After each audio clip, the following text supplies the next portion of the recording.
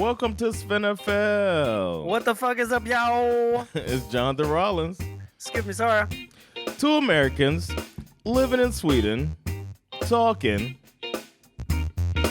about beatdowns. Let's go. I say about beatdowns because that's what's happening in Flip 'em and Pick 'em right now. It's a beatdown right now. It's like not even. It was a fun weekend of football, though, and that's all you can ask for in the playoffs. We got some good, for the most part, we got 3 good games and then one mollywomping. That I don't know why people. I guess it's fun to say New York is going to be close or whatever, but you and I knew that it was going to be an ass whooping. But yeah, man, it was fun, man. How'd you watch the games? Well, Saturday, I settled in around 10:30 to watch this Jags Chiefs game. Poured myself a glass of bourbon. Everybody in my family went to sleep. Was like, nah, I'm going to. Saga went out. I think she went out with her friends. But Isak and Joanna fell asleep, and I was struggling to make it all the way through the fourth quarter. I was like nodding off like a fucking heroin addict, but I hung in there. Last night was much more enjoyable, I think. Sunday night. The game started at 9. Yeah. Ends at 12. That 1 hour helps, right? It makes a huge difference. Yeah. I even stuck around for a little bit of the post game stuff. I was like, oh, you're gonna go to Zach Taylor in the locker room? I don't usually watch that. Let's go. Let's see what's going on there. Yeah, it was nice. It was cool. For me, Saturday night, I went to go get some. I got these new jokes I'm working on, so I had to go to the comedy club, try to get some of those off. And then he put me in the second half. It was like a lot of comedians, whatever. So I was in the second half to do this joke. So I did it, but that pushed it later. And then I went to the slow jam party. Okay. My friends do this thing called Chocolate Factory, where they only play slow jams the whole night. Yeah. Like what? Like kind of the R&B, like it's Keith Sweat, like it's that type of music, like an R&B slow jam. They had some Swedish R&B. They were just like mixing it up. It's such a good vibe in there. Everybody just Swedish R&B. Swedish R&B, yeah. That sounds like like military intelligence? A little bit of an oxymoron. No, man. Hey, Swedes can do music. So that's true. But did they have anyone with soul? They got some soul? I just heard a song today that is really soulful, man. By Björn Skifs. You ever heard of Björn Skifs? Of course I've heard of Björn Skifs. Okay, I just reacted to a song of his. I just got this feeling. Yeah, oh yeah, he's on that deep song. Inside me. He's got a song called Kromade, which means hug you. Right. And I heard it for the first time. I was doing a reaction to it today. And I was shocked at this dude who started the song. I never hear that, where he starts a song with like crooning. Or they just allow him to just come in, because a lot of times they just do lyrics or whatever. He just came in crooning in the song. I liked it, but I'm trying to find it, but I can't. Bjorn Whiffs is a bad man. He's got a lot of good tunes. He goes way back. I met him once. Really? Yeah, nice dude. So when I was making that documentary about Nils Landgren, who does our theme song, by the way. Shout out. Nils got his big break playing trombone for Bjorn Whiffs. Okay. In his band. He had like some kind of variety show, a big band live show, running concert that he did in Stockholm back in the day. And Nils got his first big break playing for Bjorn Whiffs. Okay. Well, check out the beginning of this song. So he might even be on some of those old songs. Yeah. Oh, check this out.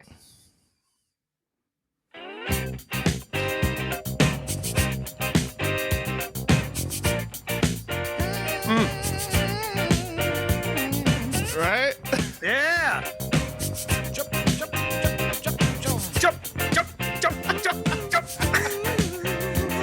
Ett ganska litet golv, går vi du och jag. Yeah! Oh, you hear his voice though? Snart är klockan 12. See what I mean? Huvudgården runt. I like him. Yeah, man. So he's cool. I had to. I was like, yo, I didn't know. You know, they got some people got soul, man. Some people got soul in Sweden. He's pretty good. I've always liked Bjorn Hoofs. He's a bad man. But I went to this party though, and I was like drinking and grooving. I didn't really like hit the dance floor like I used to do back in the day. I didn't get my twerk on. Sometimes I'd hop in the middle and just twerk and all that stuff. I didn't do any of that, man. 40-year-old Jonathan was there hanging out by the DJ booth and going back and forth from the bar to the DJ booth, drinking and grooving to the music.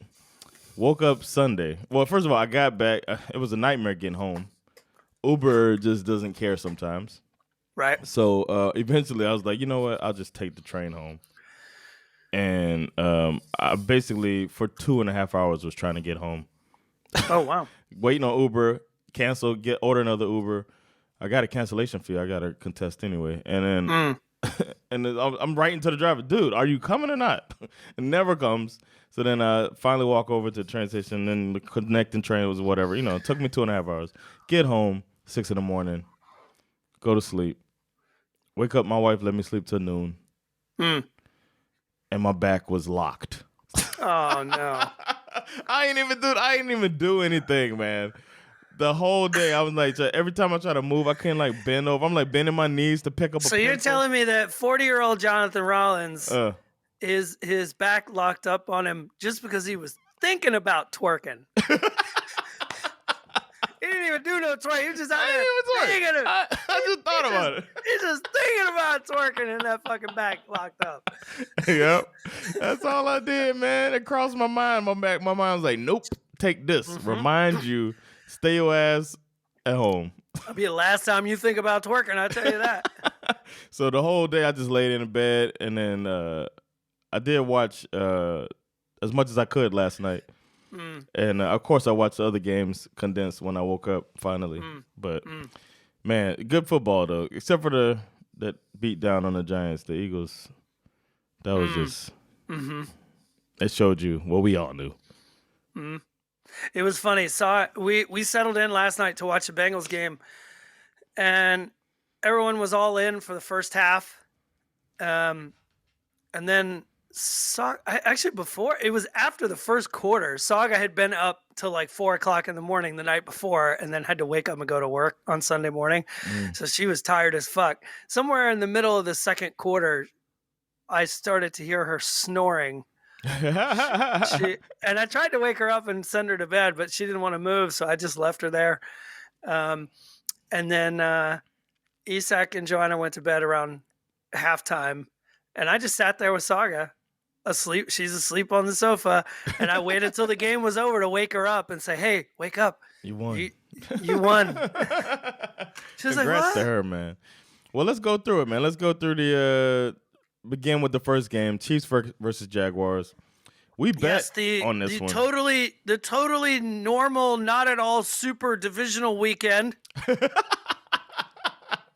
But exactly. I actually came up with I'm actually thinking the NFL, if they're listening, which of course you know they do. They always do. Because they out here stealing our ideas about putting teams in Europe, right? Every time. So I was thinking we rebrand, Super Wild Card Weekend. It's got a nice little ring to it. So I'm thinking you should rebrand this weekend as the Delicious Divisional Round Weekend. I was thinking dangerous, but delicious is even better. How about Dangerously Delicious Divisional Round Weekend? I'll meet you halfway. That's fucking dope as hell. Dangerous and delicious? That shit was hot. That is hot, son. I'm with it. But it looks closer than it was. The score, 27-20. Mahomes left the game for a little bit, ruined one of our parlays. Well, no, we missed every bit of that parlay. We thought he was going to throw more yards. He did not. He got hurt for a little bit and came back. Threw 2 jump passes. Yeah. Off of different feet. Well, one off the right foot, he jumps, and the other he jumps off the left foot. Well, the first jump pass was before he got injured. Yeah. And then I think the second jump pass was just out of necessity because he couldn't stand on his right leg. Both of them, he was coming forward in the pocket. Like the True. pocket was starting to collapse, and he steps up like a true pro, and the jumps, and they're right on. It's like, how? This dude. I feel like the first drive, the Chiefs' first drive, told you everything you needed to know about how this game was going to go. I mean, Mahomes, it's like take your pick. You got that pitch option play, the jump pass, the sidearm pass, the completion to Kelce as he's getting sacked, or the fourth down completion to Kelce to cap off this whole 12-play drive where they ate up like 6 minutes of clock, 83 yards. I mean, you watch that drive and you're sitting there like, how do you stop this guy? Exactly. Yeah. I mean, I felt the same way.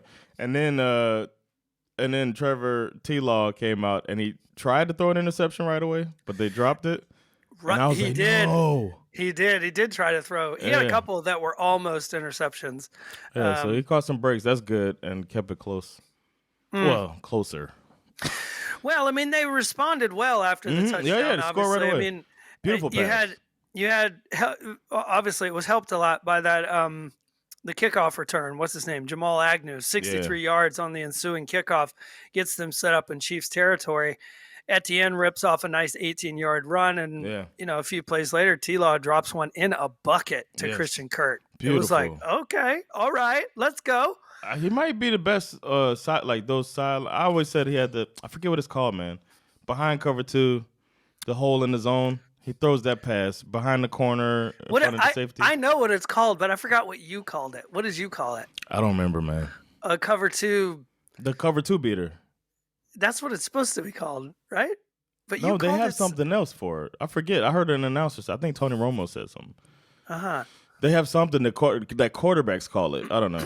But he throws that pass. I think it's the best. And that was that type of pass. It wasn't that type of coverage. Exactly. It wasn't that type of coverage, but it was that type of pass. He just drops it right in there, man. It's beautiful. T-Law. It was on the Chiefs' second drive that Mahomes took this hit where he got his ankle kind of twisted. He comes up hobbling. He ran a few more plays up to the first quarter, but then he really struggled to get off the field. So they brought in Chad Henne. Former Dolphin. Something you never want to see on the sidelines, Chad Henne warming up. But did they cut away to Tom Brady warming up just because? This is an NFL game, and we have to show Tom Brady warming up at home. Yeah, exactly. I mean, you could see Mahomes. This is a tough one. I think you saw a lot of this weekend because especially when you get to this part of the season, presumably your quarterback is one of the elite quarterbacks in the league, and this is a moment for coaches to step up and make coaching decisions. And you could tell that he was arguing with Andy Reid. He was saying, "No, I'm not coming out. I'm fine. I'm good. I'm good." And they're like, "No, we're sending your ass to the locker room to get that shot." Yeah, you sort of have to. Yeah. But Henne, to his credit, look good. I mean, 98-yard touchdown drive. I mean, he gets the ball on the 2-yard line. He marches down the field. I was pretty impressed, actually. Yeah, 5 for 7. And then, of course, Mahomes comes back to start the second half, but he looked pretty limited, in my opinion. Yeah. I think a big reason why the Jags lost this game was their inability to get pressure on Mahomes after that in the second half. Well, did it have anything to do with your man, former Bulldog? He did not factor much into the game, to be honest. The D-line did not have their best game. And, I mean, because you got to imagine that Mahomes is almost quite literally playing on one leg. You sack him a couple of times. I'm not saying you should deliberately try to injure him, but, I mean, if you sack him, you have every reason to believe that you might be able to knock him out of this game. But they never get some bumps into him. You know what I'm saying? Like hits. You know, they count that. Yeah, they didn't even have any hits or pressures. Not that many anyway. That's also the play calling by Kansas City. True. Getting it out of there. Pacheco looked good. Those running plays looked good, man. Pacheco did look good, and you could tell that they had changed the way they wanted to play this game after he was injured. Yeah. A big reason why the Jags lost this game, too, was that red zone fumble by Jamal Agnew late in the fourth quarter. That was a huge missed opportunity. And then, of course, you follow it up with the T-Law interception that pretty much put this game away. Can we talk about that interception? Yeah, please. Oh, my God. I thought he jumped up to bat the ball down. When he jumps up. It's the same throw, too, that cover 2 beater throw. Yep. And he was not in the cover 2, so he was not wide open. You know what I mean? So he had to throw it on the spot. And it was just a little short. And he's beat and jumps up with one hand and snags that bad boy with some stickum. Yeah. And, I didn't want to mention this, but you wanted to talk about the interception. That was my man from Augusta, Georgia, Jalen Watson with the pick. This is that same dude who was working at Wendy's 2 years ago, who got that 99-yard pick 6 earlier in the year against the Chargers. And everybody was talking about him. Which Wendy's did he work at? I don't know. Whichever one is in Augusta. Jalen Watson. I don't know how many Wendy's there are in Augusta. It might only be one. It's not a big town. Okay. But yeah, big play for shout out to him. Wendy's. Shout out to Wendy's. I always liked Wendy's. You know what? Me too. Bro, where else are you gonna get a Frosty? You know what I mean? And no other place could duplicate that. No. It's just a thick ass milkshake that's gonna hurt your neck. It makes your neck hurt because you gotta suck so hard that your back of your throat hurt. But you gotta drinking a Frosty, you'd be like, no, you gotta eat that shit with a spoon. With a spoon, bro. yeah. Spoon. They give it to you in a cup too with a straw. It's like, don't give me this. Give me the spoon and let's go. Yeah. People always when I tell people about it here, they're like, "What's a Frosty?" I'm like, "It's like a thick ass milkshake that you can't you got to eat with a spoon." It's gonna hurt your throat. You're gonna hurt your throat.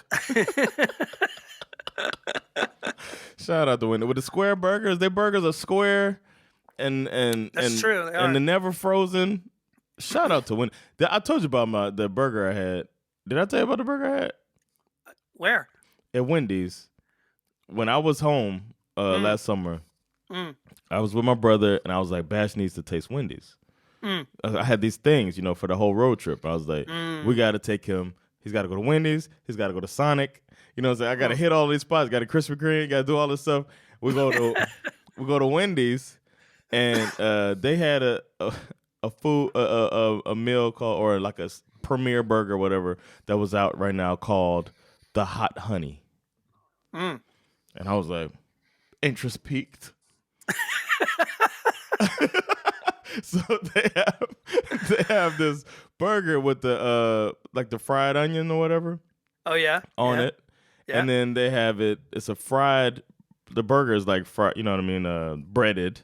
It's a chicken burger. And it has spice like hot sauce and honey is into the crispy chicken. Okay. I'm in. And of course, lettuce, tomato, all that stuff. Yeah. Fucking fantastic. It's kind of messy. Oh, sure. Because of the hot honey. But man, just keep it in the bag. You know how you got to eat it. In the car, you got to hold it. You got to hold it like you're begging. Oh yeah. Please. Yes. So shout out to the hot honey. If any of y'all are in the States, go by Wendy's and get a hot honey if they still have it. That shit works. Man. Banging. My brother, he got a different one, and he took a bite of the hot honey. He's like, well, that's my new favorite burger. Wow, that sounds good. I hope they still have that this summer. I'm going to go back and see if I can find that one. Yeah, so shout out to Jalen Watson and Wendy's and to the Chiefs, man, pulling off the victory. Yeah, and also, I would say shout out to the Jaguars. You know what I mean? It's like they had I think, kind of like this in the same way that we'll probably talk about the Giants. I think they're a year ahead of where we expected them to be. Yep. Now that they have, that's true. 2 years ahead of schedule, especially considering what they went through last year with Urban Meyer, who was an absolute fucking train wreck. But yeah, they have to be happy with where they're at. I think their division is absolute trash. I have no reason to believe that they couldn't duplicate being division winners again next year with a team like this. So things are good down in Duval. Good for them. And year 3 of T-Law is going to be even more. The game's going to slow down a little more. And you know something that I forgot that Isak and I were talking about over the weekend is that the Jags next year are going to have Calvin Ridley. Oh. I had completely forgotten about that. He and I went trolling through all of the like free agency stuff and like kind of looking at things, and we were talking about different teams, and I don't remember how it came up, but I was like, shit, that's Calvin Ridley. He's going to be on the Jags next year. Wow. That's going to be big for them. Yeah. I bet it. I mean, you think he's betting on himself now? I certainly hope not, because he's going to get suspended for a year again. I mean, that's they're like, he's wait a minute. He's only taking a 1-year contract? Is he betting on himself? I think he needs to call Roger Goodell. Hey, Rog, is it okay if I bet on myself? Damn. Shit. He's got to take a long contract.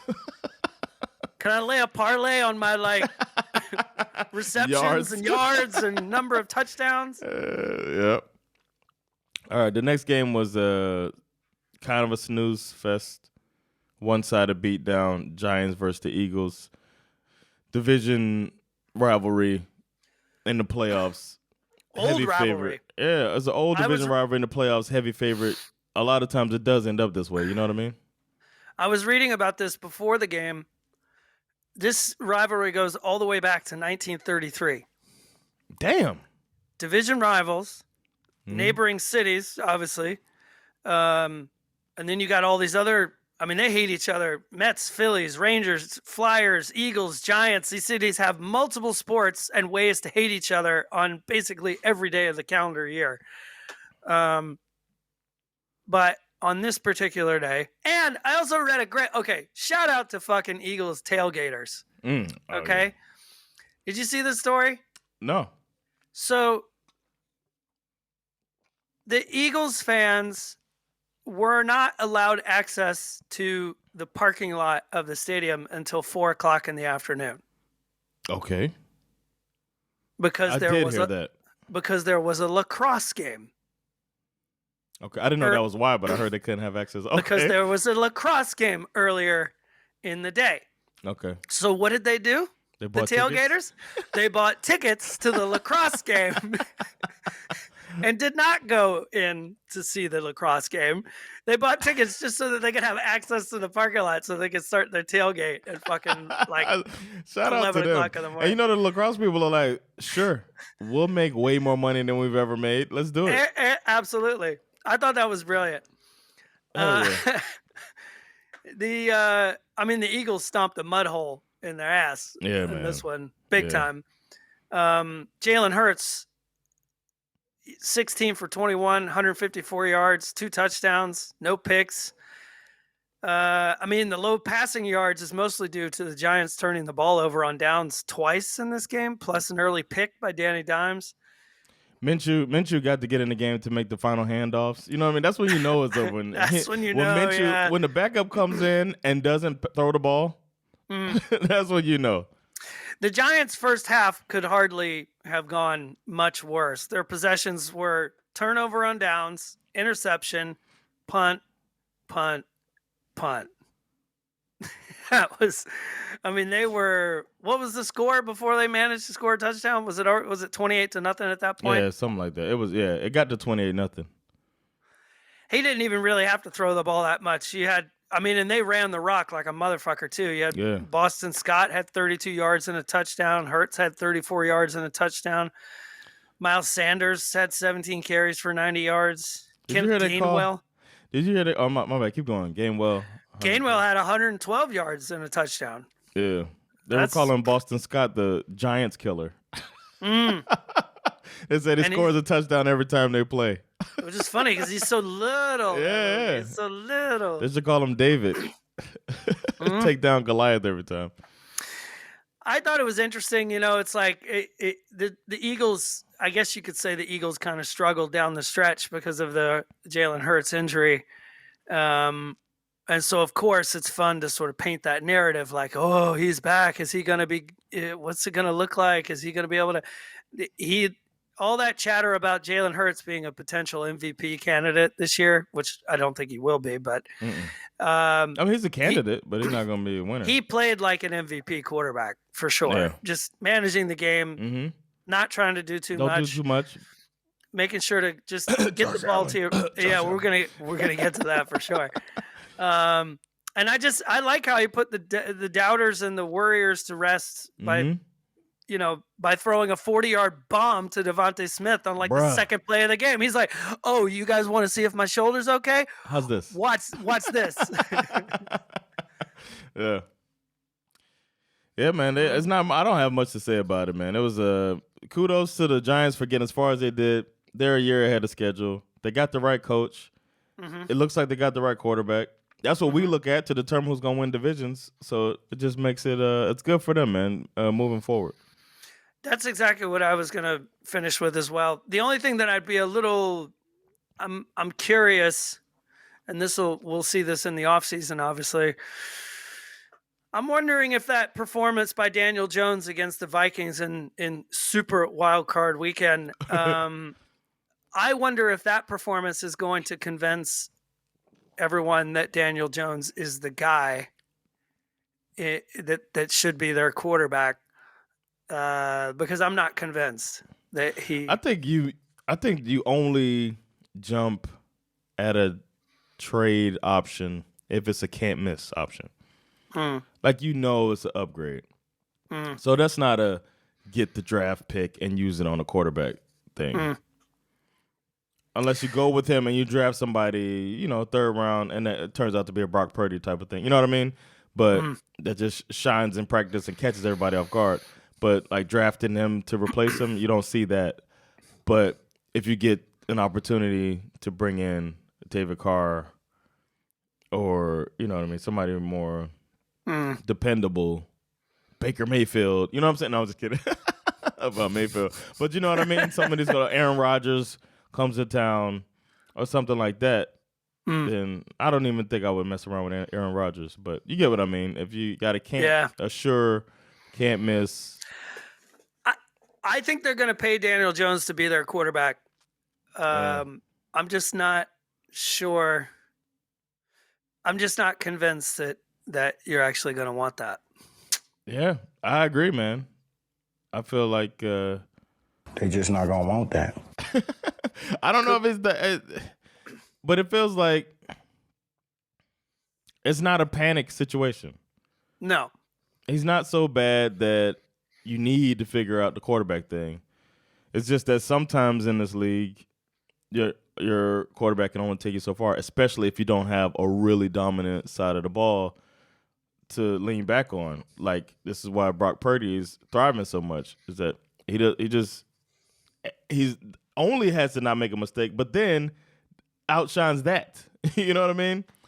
So if you can have it where all you're asking, or you got this killer defense and great special teams and good pieces around the quarterback, then maybe you could just ride out with Daniel Jones, who might do something spectacular and still push you even further down the way. I mean, the good news for the Giants, they have to pay, presumably they're going to have to pay Daniel Jones and Saquon. Uh-oh. Both of them need a deal. But the good news is that they're for next year, they're 50-something million above the cap. So they've got the money to do it. I'm just not sure. I don't know. We'll see. We'll see if it works out. We'll see, man. We'll see. The next game, which was started out kind of fun, but it ended up they did what they do, man. This is their calling card. Make an adjustment. It's like the dude on Madden. You play him, and then first half, that's how I used to consider myself in Madden. First half, all right, we play a tight game. Second half, you're not going to score.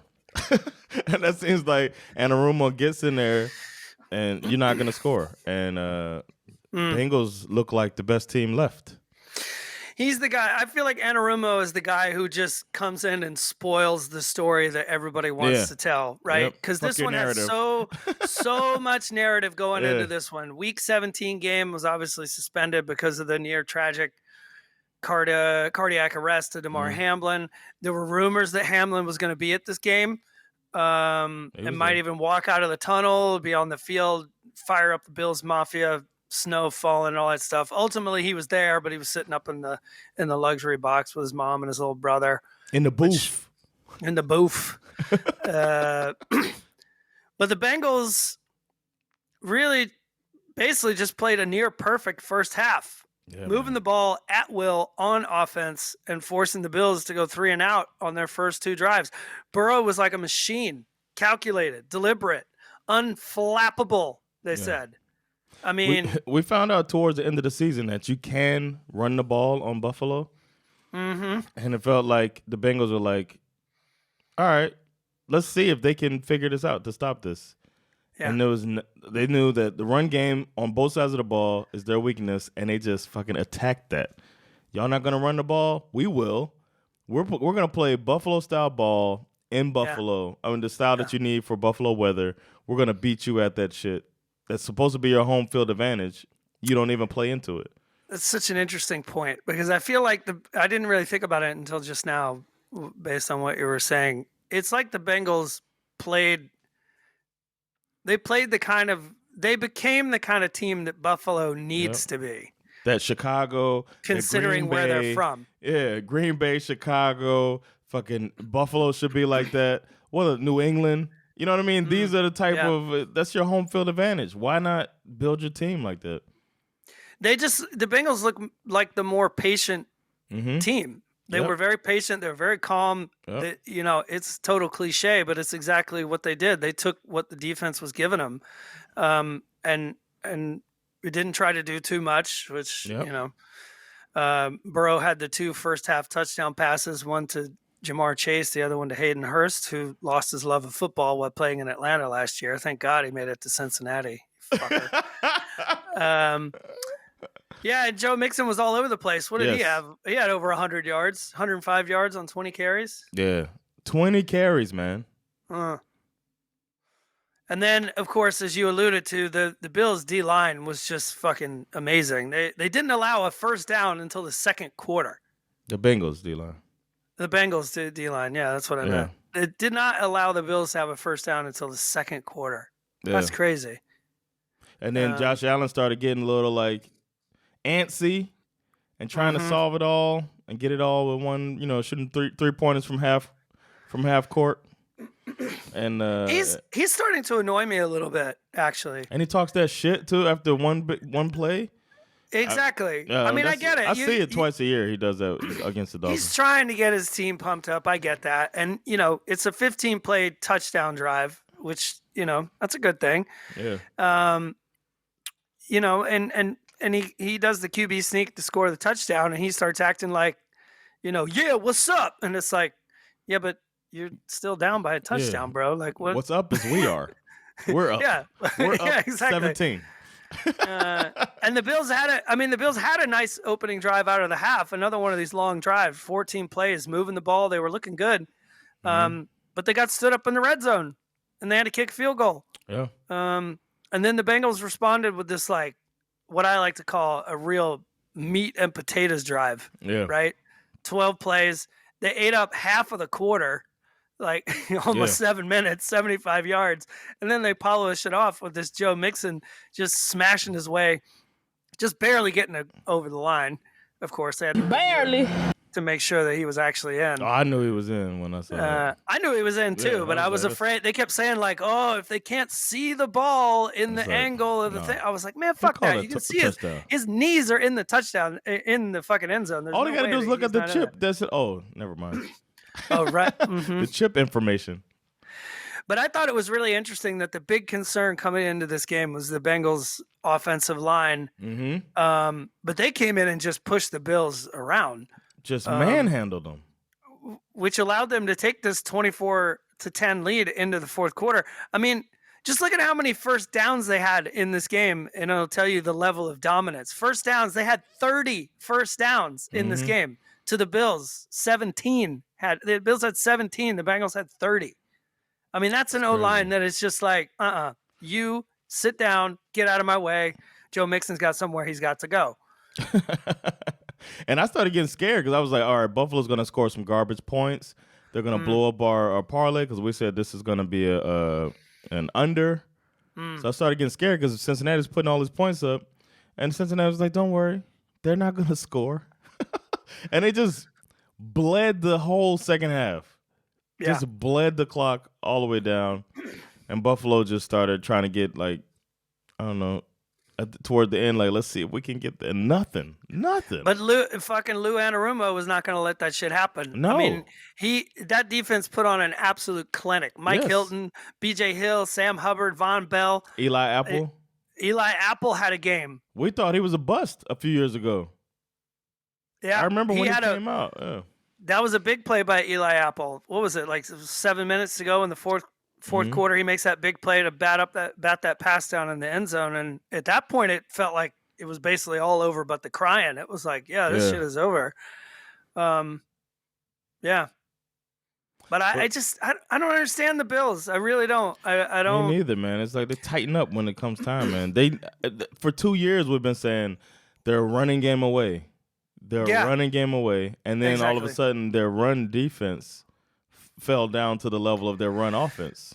We talked about this a little bit on the phone before we got on, the fact that the Bills, their refusal to trust their run game, especially in a game like this where the snow's coming down, it's like I feel like that has to be one of the main reasons why they lost this game. The Bills only had 64 total rushing yards compared to the Bengals, who had like 173. Again, like you said, year after year, it's the same thing. If they had a run game, or if they, I'm not convinced that they don't already have one. I just think that they don't trust it. Singletary is a good running back. So is Cook. They got my man, former Bulldog James Cook, lighting it up late in the season when they finally started leaning on him a little bit. But I feel like they give up on it too quickly. And the league is going to all of these motion runs and stuff, like getting receivers involved in the running game. And it's like they don't even try that stuff. They're just like, we're just going to pass it. And then I think they drank the Kool-Aid on Josh Allen, who is a top 5 quarterback in the league, top 10 quarterback if you want to be conservative. But he's a top quarterback in the league. We know that. But just let the offense complement him instead of putting all of the weight on him. That's what I would say. Do you think that they, early in the season, this was the team that everybody said was like, oh, you can basically punch their ticket to the Super Bowl? Do you think they bought into that a little too much? Oh, definitely. I just think that one thing everybody does is says last year was an anomaly, myself included, for the Bengals. That the Bengals just know how to beat the Chiefs, and that's it. You know what I mean? But it's time almost to pass the torch that never even got lit. Because it's been Kansas City, and then everybody was ready to hand it off to Josh Allen, this flashy, Justin Fields with arm talent.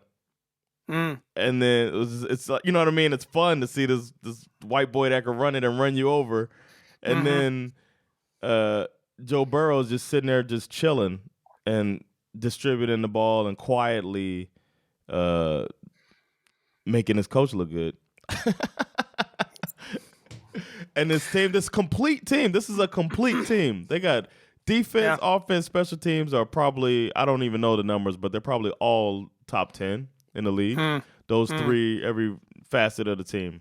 It's just like, we all, myself included, overlook Cincinnati, and they just put together that receiver core. And you just look at all the pieces. Like they mentioned it, that Higgins would be number 1 on a lot of teams. Oh my God, that one-handed catch that he made by the sidelines, that was a thing of beauty as well. It's just Higgins. It's like when they do make a mistake, you better capitalize on it because there's not going to be many more. So that was that. I always feel bad for the Bills fans. I hate the Bills with a deep passion that burns within, but I do feel bad for their fans because they have such an amazing fan base. But it just feels like if I believed in cursed franchises, this is like the worst kind, man. Mm-hmm. A team that you feel like should be in the big game, but only time they get to the big game, it's 4 times in a row and lose. You know what I mean? And now it's just like they get to where they should be in these championship games every year, and they can't get over the hump. Can't get over the hump, man. Mm-hmm. Speaking of a team that can't get over a hump, Sergeant Segway's in the house. Sergeant Segway, baby. The Dallas Cowboys, man. While I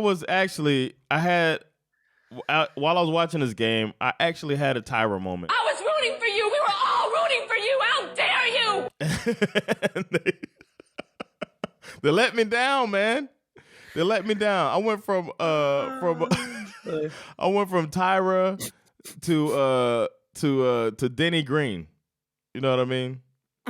I can't find it. Damn. But you know what I mean. They are who we thought they were. That's what I was gonna say. Oh, right. Yeah. Because that's what it comes down to, man. But they are who we thought they were. 12 points. They put up 12 points. But this is, I don't know, man. I said on Sunday, I guess it was Sunday during the day, I turned on NFL Network, and they were doing this 2-part documentary about the history of these two franchises playing each other in the playoffs. So classic games, man. And it was really quite cool because they had dueling narrators. Okay. It was a pretty good idea, actually. They had dueling narrators, famous actors who support these two teams. So it was Jeremy Renner, I think, was narrating. Oh, man. I hope he's all right. You heard what happened to him. I did hear what happened to him, yeah. He got all kinds of crushed. Is he going to lose any limbs? I have no idea. Okay. They had him narrating on the 49ers side, I guess, because he grew up in San Francisco. Okay. And then who's the guy, Sam? Who's the guy that's in all the cowboy movies with the big mustache? Rockwell or Sam? No. Fuck. I don't know. Why can't I think of his name? He's in the Big Lebowski, too. That's the only thing I can think of right now. Okay. Anyway, what he's one of those guys. He was narrating for the Cowboys, and it was just kind of fascinating the way this thing went back and forth, this rivalry. I mean, the Cowboys, they've played each other quite a bit over the years. Sam Elliott, thank you. God. He's in the Big Lebowski. He's also in the one with what's her name, Lady Gaga. Mm-hmm.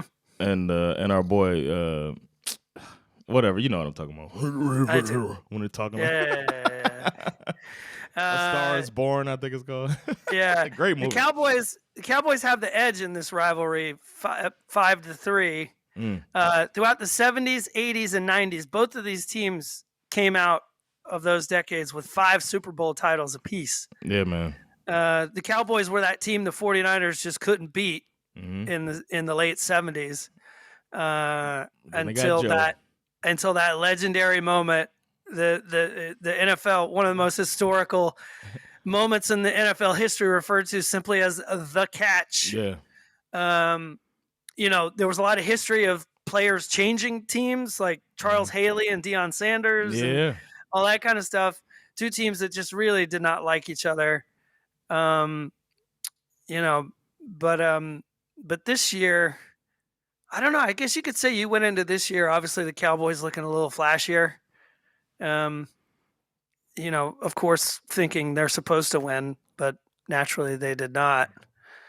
I mean, this was, if you like field goal kickers, this was your game for sure. I thought this game was very exciting. You know me, man. I like some good defense. It was so fun to try to figure out who's going to figure this thing out. And then the ball bounced a couple different ways. This game was going to go either way. It was great, man. And watching, I had like almost like a involuntary spotlight on Micah Parsons. That dude is one of my favorite players in the league, man. It's like wherever he went, he just has such instincts, man. It was crazy. But then the fact that I thought that was going to be the difference, especially at the beginning. They stuffed everything that San Francisco was trying. But I got to give kudos to, and I know you won't like this, but Kyle Shanahan executed his playbook or his game plan perfectly in this game. Like it was like a snowball that just gradually, like going downhill, and just gradually got more momentum, and they literally drained the Cowboys by the end of the game. It was just chunk runs after chunk runs. And I also want to have my hot take that Brock Purdy saved Kyle Shanahan from himself. But he didn't want to. If he would have had Garoppolo, he'd have been trying to prove something. Even Trey Lance, he might have been trying to prove something that he made the right thing. I feel like his ego gets in his own way. But he was like, I got to keep this young quarterback on schedule and everything. So, how you're describing the way that Kyle Shanahan put together a game plan to win this game is precisely the opposite. It's the reason why we lost the Super Bowl because he did the exact opposite. He tried to prove something in a big spot, and it burned him, and it cost us the Super Bowl. And then he left. And now he's doing it in San Francisco. That's why I always say fuck Kyle Shanahan. I don't have any problem with the 49ers. I kind of like the 49ers. Same. I just feel like Kyle Shanahan, he blew it and then he left. And now everyone thinks he's a genius. And I'm like, no, I'm not here for that. Like, but I think if he would have got himself out of his own way in Atlanta, they win that. There's no reason they shouldn't win it. And I would be like, good luck, go forward, and be whoever you want to be. Thanks for your service. I'm totally rooting for you. I'm happy for you. But no, you didn't do that. And I don't like that he did that in this game. But I am taking some comfort in that he has 2 more games to blow it, which statistically, he probably will. You know what I mean? If you or historically, if you look at the way he will blow it in a big spot at some point. Yeah, but I think having that young quarterback and not wanting to put him in harm's way helped to where he didn't trust to try to let me show them what you can do. And Brock Purdy, to his credit, he wasn't asked to do much, but whenever he came through, man. Well, and the players around him really stepped up too. I mean, Kittle made some that crazy catch by Kittle coming where he was cutting across, where he tips it up to himself, but he still had to chase after it to go get it. Yes, I love looking at the face mask in those type of plays to see how, because to me it's always a wonder how they find the ball with this big equipment on top of their head, and it just him tracking it like that, tracking the ball that bounced off your hand with the helmet on. I always find that amazing, and he did it, man. It was good, man. And it was just like they were after him the whole game, Brock Purdy. They were coming after him, and he just kept coming. And 19 for 29, 214 yards. No touchdown, nothing spectacular, but they just figured it out. Put up the 19 points they needed. The 19 points that would have had the Broncos in the playoffs if they did it every game. That's tough. And the Cowboys, if you would have told the Cowboys that you will hold the 49ers to 19 points, are you going to win this game? They would have said yes. And Dak Prescott, Dakota said, hold my beer. And I can't blame it on him. What? I don't want to blame it on him. It's not his fault. It's the 49ers got really good defense. True, but he did throw 2 pretty bad interceptions. Yeah, one very bad. He threw it late on a comeback, and the guy, it was like the cornerback ran the route for him and picked it off. I think both of those interceptions are on him, to be honest. I mean, sure, one of them looks worse than the other one, but it's not like they were tipped or nothing. Yeah, that's true. Yeah, he threw 2 bad passes. And then the bad passes that because Brock Purdy threw some bad passes too, but Diggs dropped one. He dropped a really bad one. Right in his lap, he drops that. That could have changed it. They had the fumble that kind of offset the interception too. So I was like, okay. So Dak, I was just thinking about it from Dak Prescott's perspective. But did they get any points off of that fumble? I think they got a field goal. It seemed like that's all. Did they get a field goal off of that fumble? I'm pretty sure they got a field goal because he fumbled that on a punt. But yeah, I was I was kind of rooting for the Cowboys to do something, but then once the 49ers got that machine going in the second half, that defense was like, we can't do any more. You know what I mean? It just felt like they were going to get a first down every time they tried. And that's what happened at the end of the game. Yeah, and they did. And I picked them and flip them, pick them. And that made me pretty much. That was a mistake. That was a mistake, and I lost. I think I obviously losing Tony Pollard in this game made a huge difference. The last I read was that he fractured. Oh yeah, I saw that. Fibula. Oof. And will have to undergo surgery. He's a free agent this year. Obviously, they were probably going to franchise tag him. I assume they're going to keep him around. It feels like you should. He's definitely their best running back. I watched the condensed, and I remember when he went down, I was like, "This ain't good." The way he like grabbed at his leg when he went down. I saw the slow motion of his ankle getting all rolled up. I was like, "Ugh." Oh, I can't watch that stuff.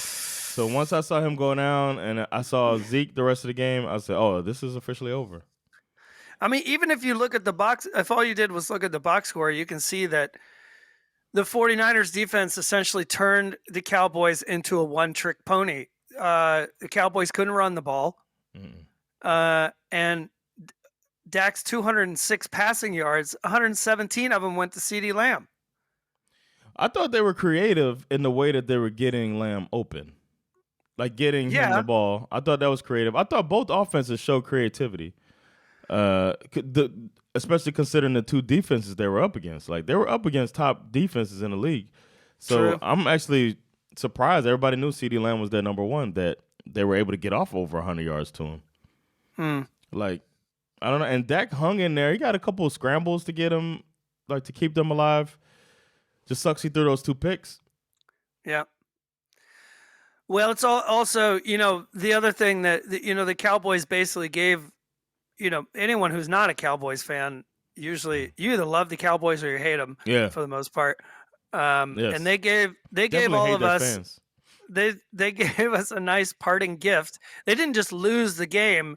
They gave us a parting gift with this last play of the game, which I guess it made sense to me in theory. But essentially what they did is that facing a 3rd and 10, anyone who's listening, you should go watch this thing. It's hilarious. It's a 3rd and 10. They're on their own 24-yard line with 6 seconds left. Under the direction of Mike McCarthy, the Cowboys lined up 8 wide, 2 in the backfield, and Zeke was actually playing center with no offensive line around him. It did not go well. Zeke, he got pancaked. He got smacked up. He got pancaked. He got flattened. He got trucked. He got put to rest, however you want to put it. But For those of you watching in the, I'm gonna try to put it into the. I'm gonna try to put the video in here as you talk about it. It was, and I understand the logic behind it, right? You want to get as many skill position players on the field as possible.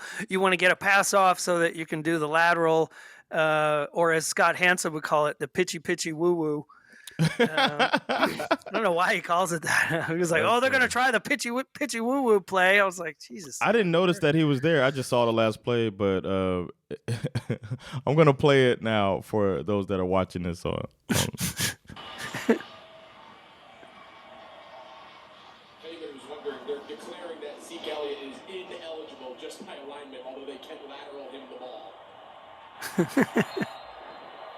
There he is. There you go.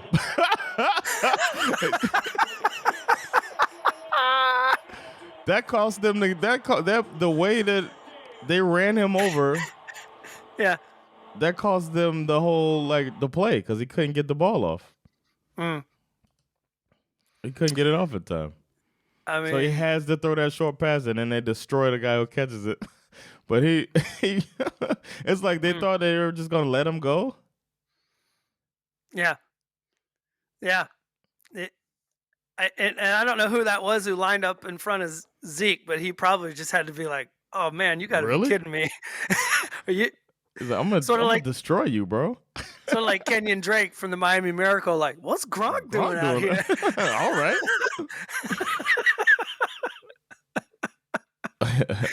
I think about that play every now and then. I'm glad you brought it up. And you put literally one of your most expensive players in the crosshairs to get absolutely pancaked by a 300-pound man. What are you doing? But I mean, it's the last. It might be it. You know what I mean?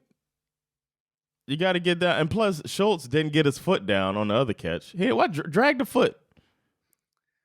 Yeah, that's true. And they got the one catch, and then Schultz. I think it was Schultz, but whoever caught it, I want to say Schultz, kind of jogged and got tackled going out of bounds. And instead of trying to get out of bounds, they considered it the clock running. Oh, yeah. It's just another dumb thing. Like little small things like that matter. And I don't know if McCarthy's back next year, man, once the dust settles. That's an interesting question, actually, because, I mean, he obviously won a playoff game. I mean, I think if they had lost in the super wild card weekend, he definitely would have gotten fired, but I'm not 100% sure he's going to get fired after this. They need a sexy candidate if they were. Yeah. I agree with you. I think it depends. I think if they thought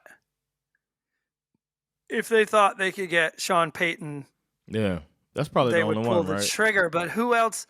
I mean, really, who else is out there? Not proven, unless like maybe Urban Meyer.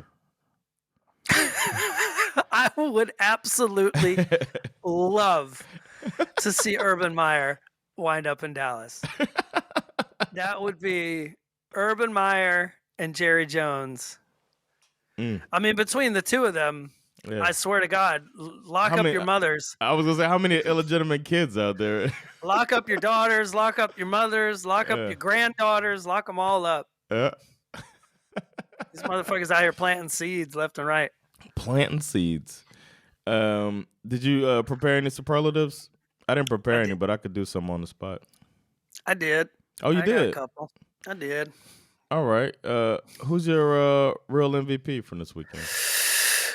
For me, it's a bit of a toss-up between, because I love me some history. Travis Kelce finished with 14 receptions, 98 yards, and 2 touchdowns, breaking the record for the most catches by the tight end in playoff history. Oh, wow. It's pretty dope. Wow. But ultimately, I decided to go with Joe Mixon. Okay. And I know that there were other players who might have had flashier performances, but I feel like he was the most valuable player to his team overall. 20 carries, 105 yards and a touchdown, but more importantly, over 5 yards per carry meant that the Bengals were able to march down the field, getting first downs, with a bulk of those yards coming after contact, eating that clock, keeping Josh Allen on the sidelines. Joe Mixon went to work, and the Bills had absolutely no answer for what he was able to do in this game. It was this balanced approach that he offered to the offense for the Bengals, and as much as everybody wanted the drama, this game was never in doubt. Never.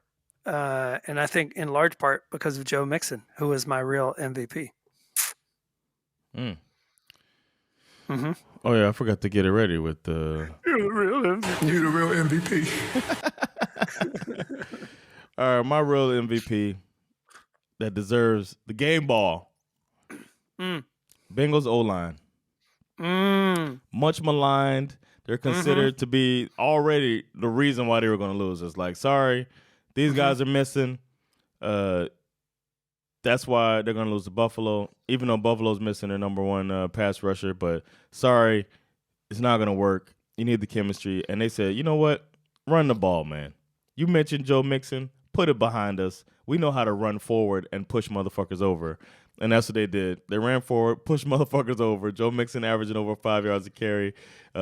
Joe Burrow leaving the game looking like he's just put his uniform on the way it's supposed to be, keeping him clean, keeping his pocket clean. So I got to say, Cincinnati Bengals. You the real MVP. O-line. I forgot to say O-line. O-line, you're the real MVP. Who's trash? Mm-hmm. All right, for trash. Uh-oh. I'm all in on optimism. Mm-hmm. Okay? Big optimism guy. I don't always practice it, but I'm generally in favor of it. I usually refer to myself as like a optimistic pessimist. Okay. So, don't get me wrong. When it comes to the Cowboys and Dak and Jerry and the Cowboys fans, the vibe is great.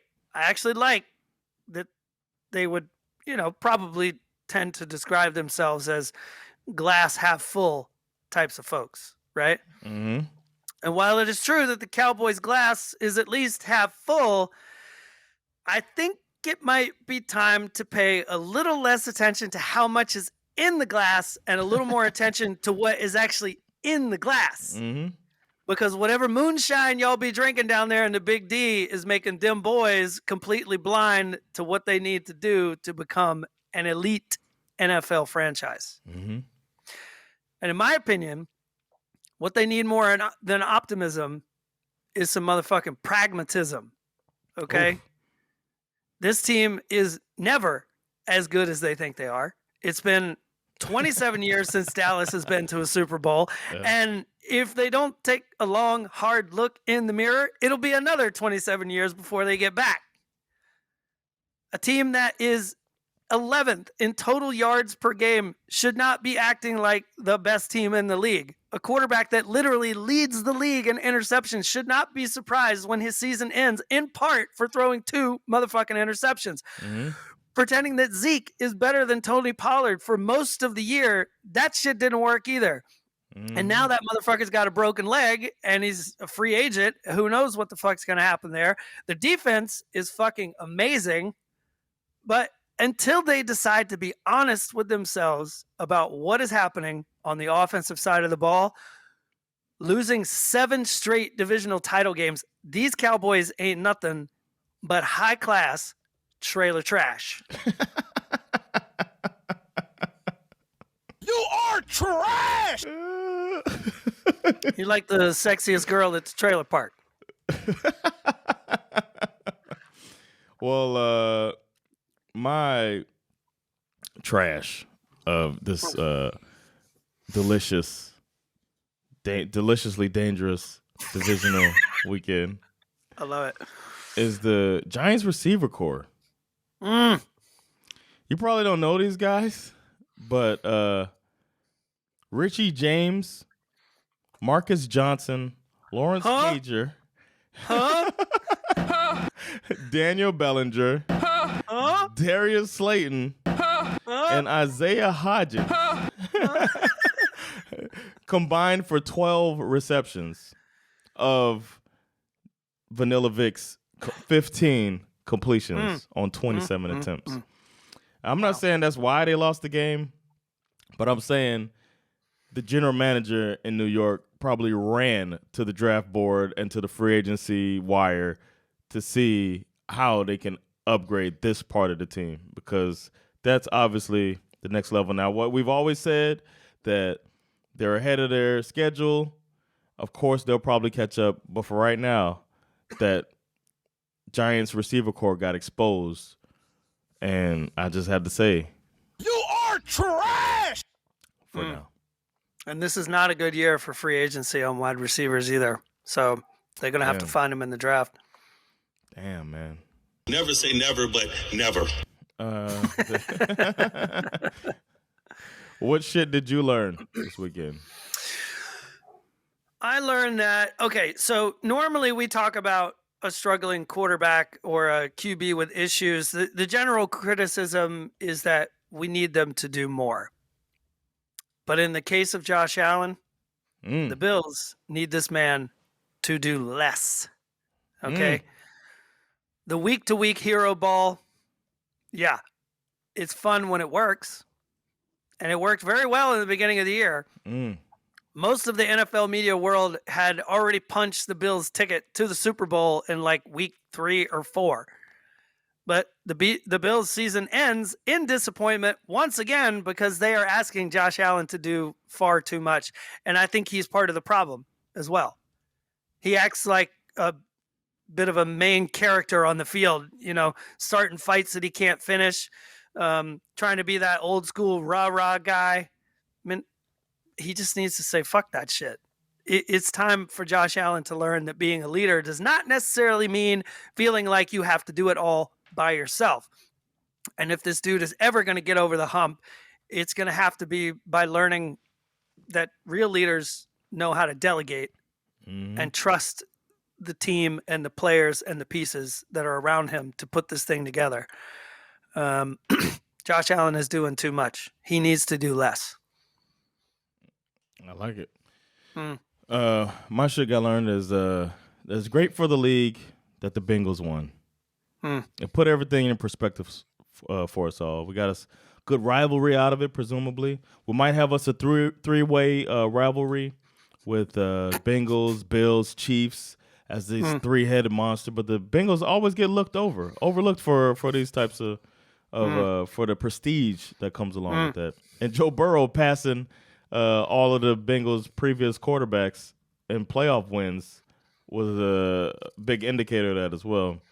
But what we don't have now is a team without a running game or a will to run, trying to make the quarterback a hero, playing on a neutral surface, a neutral field, is what we would have gotten if the Bengals would have lost that game.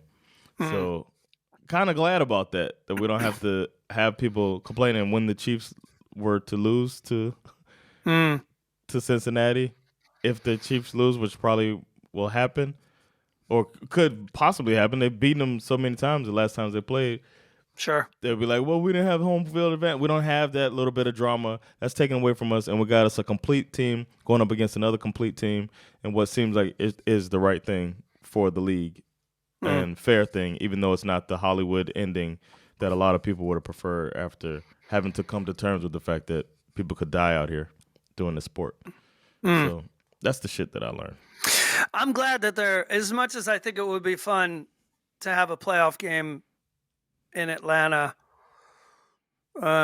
which is where that neutral site game was going to be played had it been the Bills and the Chiefs. I get the feeling that the league wants to do this for some reason. Like they want to introduce the idea of neutral site playoff games, and I'm not here for that. Oh, I hope not.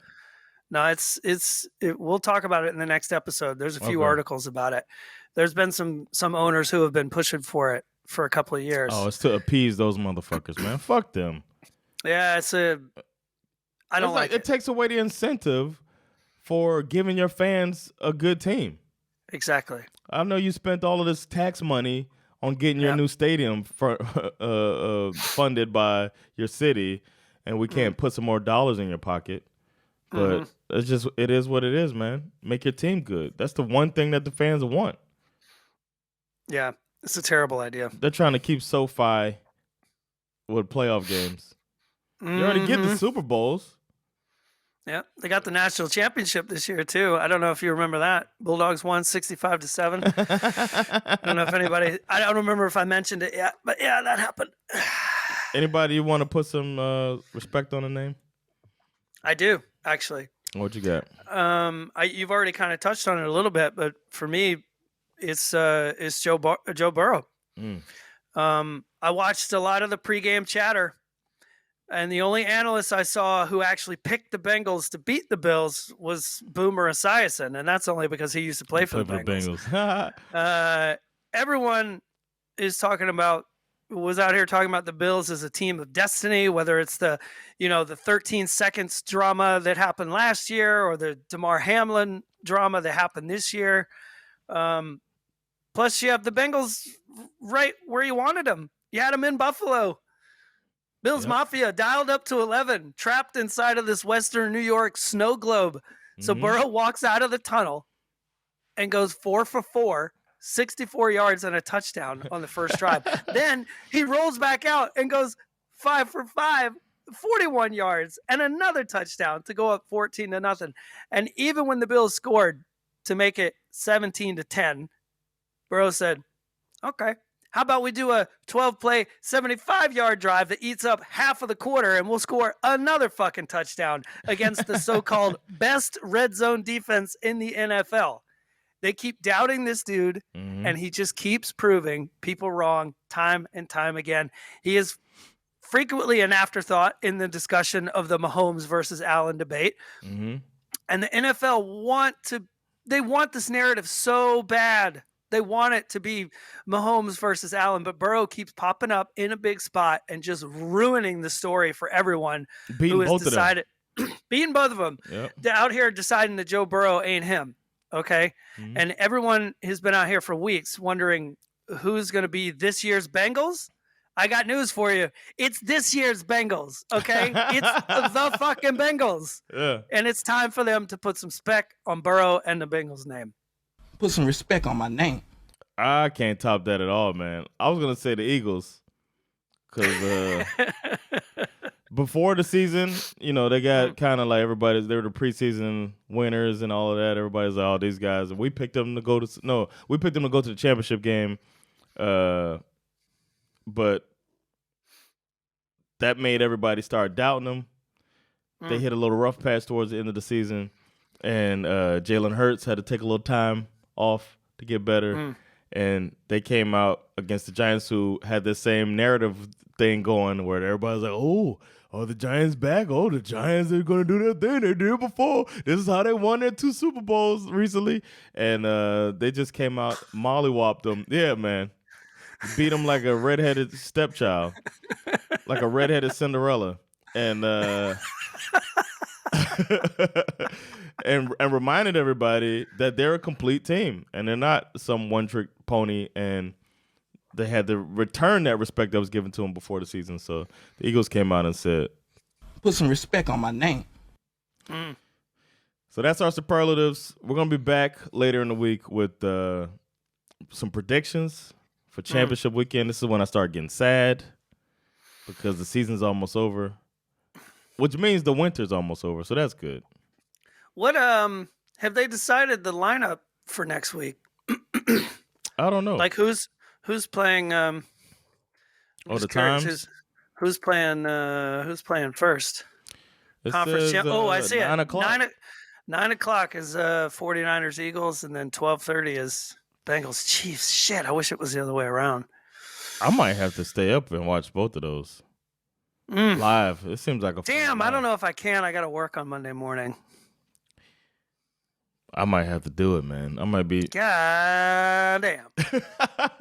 Put your phone on mute because I'll be texting you throughout. I'm gonna be. I have to work all day on the 30th. Oh damn. Yeah, damn. Shit. Hey, I told Sasha, I think about my great grandma a lot, even though she passed away when I was a teenager. But she used to have so many sayings, and sometimes I say something on here. But one that I have forgotten about is I said my grandma used to say, if somebody's not telling the truth, they lying like a rug.